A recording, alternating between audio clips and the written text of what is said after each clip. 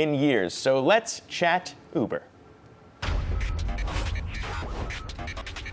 Joining us on the phone is Dan Ives, Managing Director and Equity Analyst covering the technology sector at Wedbush Securities. And Dan, you just initiated coverage on Uber this week with an outperform rating and a $65 price target.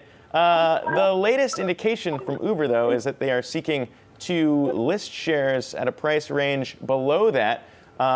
So I just want to ask, how do you see them getting there, and how do you see them differentiating from Lyft and the way that stock was met by public investors?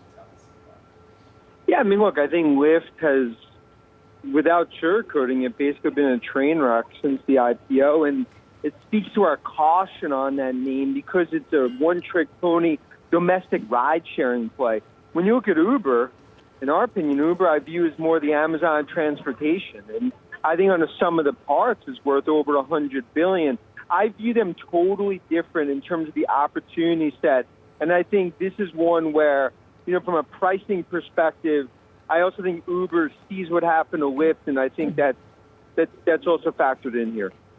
I get the appeal of Uber's platform being used as leverage for growth. I mean, you're kind of seeing the same shift out of Apple moving into services and using their iPhone to get more sales through customers that they already have. But the areas you point out, food delivery in Uber Eats, for example, still faces some pretty tough competition in a space that's, I think, really hard to differentiate from competitors. So, I mean, when we look at Uber Eats, do you think that they're going to be able to kind of turn a traditional Uber customer who's using it for ride sharing into these other areas? Is it going to be that easy? Yeah, we do believe, and I think that's key to the sum of the parts. I mean, we believe the Uber Eats is worth about $20 billion in terms of the valuation there. And I think it comes down to the platform. And part of what's so appealing here is it's only 15% penetration of the platform today that's on Uber Eats relative to the almost 100 million. And that's the linchpin here, and that's the key of the Uber model in terms of these major tentacles that are about to hit. I think it's going to be really key to differentiate themselves from the Lyft IPO. The characterization was that it was a train wreck, and I think investors have been largely disappointed. Perhaps that's part of their rationale for coming in with a more modest valuation. What do you make of?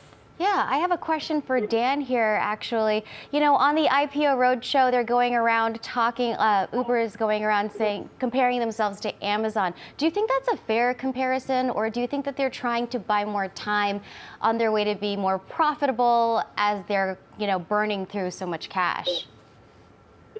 Yeah, I mean, look, when you start to talk about Amazon and Bezos, you're talking about hallowed ground, the gold standard. With that said, I believe that they have a blueprint which could make them the Amazon of transportation from an opportunity side. I think that's sort of the key. In terms of, we call it the three-headed value monster. It's ride sharing, eat, and freight. That's the key right there in terms of the opportunity. But when we talk about names like Amazon, Apple, Facebook, we're talking about a very, very small group of companies where we believe Uber is on a path, potentially, but it comes down to major execution that needs to happen to beat the Amazon transportation. I mean, just real quick, Dan, before we let you go, I mean, to sell investors on an idea like that, obviously they're going to need to if they're not going to want to repeat what Lyft did. But we have seen Uber get a lot less ambitious with this IPO. The $90 billion valuation is a far cry from the $120 billion that bankers were floating when we started this process. So does that set Uber up for a big pop in your mind when it does go public next week? Look, that's going to be a big focus. I mean, it will go. A week from today is really going to be the drum roll. And I think Uber's viewing it, their success as a stock is not going to be deemed what happened in the first day, the first week, the first month, just like Lyft.